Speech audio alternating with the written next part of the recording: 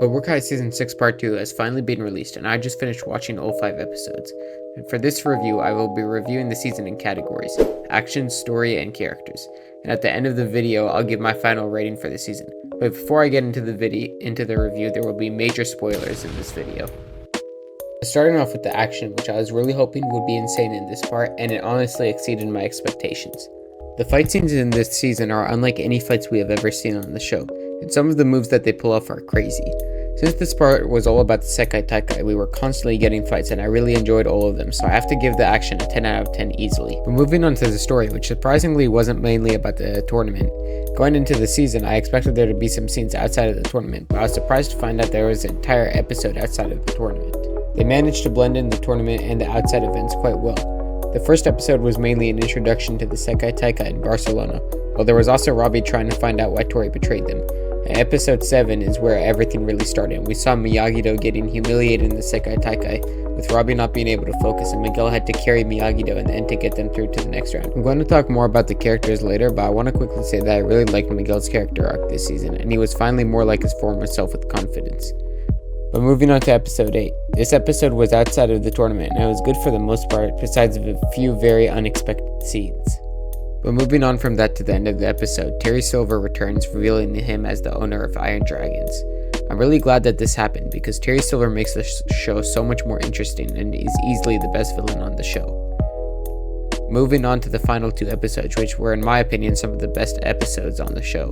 We see Miyagi-Do finally working together as a team, with Kenny replacing Devin, and he scores the winning point for Miyagi-Do to go through it. And in episode 10, we get the Big Brawl that is caused by a cheap shot from Quan in the stands watching Robbie fight Axel, which ultimately leads to Quan dying in the final scene.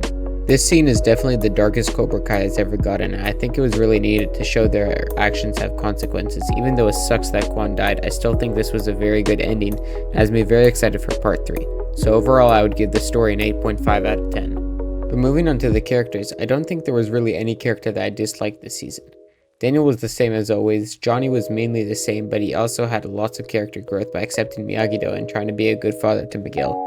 And as I said earlier about Miguel, he was the MVP this season. The acting was amazing. His determination to not let Miyagi-Do get eliminated was crazy, and in the end he gives Robbie the confidence to lead the team. And while we're talking about Robbie, I think this was definitely his part to shine. In the first few episodes, I was getting a little bit mad with how he was losing focus, but once Miguel gave him the confidence, he locked in and had an insane fight against Quan and led the team to victory. He may not end up winning any trophy by the end of the show, but I'm happy that Robbie finally got his moment to lead as a captain. And moving on to the female captain from Miyagi-Do, Sam was for the first time in a while not an annoying character. I was so worried that Sam would cheat on Miguel with Axel, but for once she actually thought about what she was doing and made the right decision. I also like that she didn't make Tori the villain and understood what was going on with her. And finally, Quan was also an amazing villain, and he really felt like Season 3 Hawk when he was trying to start fights with everyone. So overall, I would give the characters a 10 out of 10. But moving on to my final rating, I would give Part 2 of Season 6 a 9.5 out of 10. I think this part had some of the best episodes on the show and was overall a really enjoyable season to watch. But that's all for today's video. Like and subscribe if you enjoyed the video. Comment down below what your rating for Part 2. And make sure to turn on the notification bell because I will be uploading lots of videos discussing Part 2. And if you haven't seen my series where I reviewed Part 1 of Season 6, go watch it right here.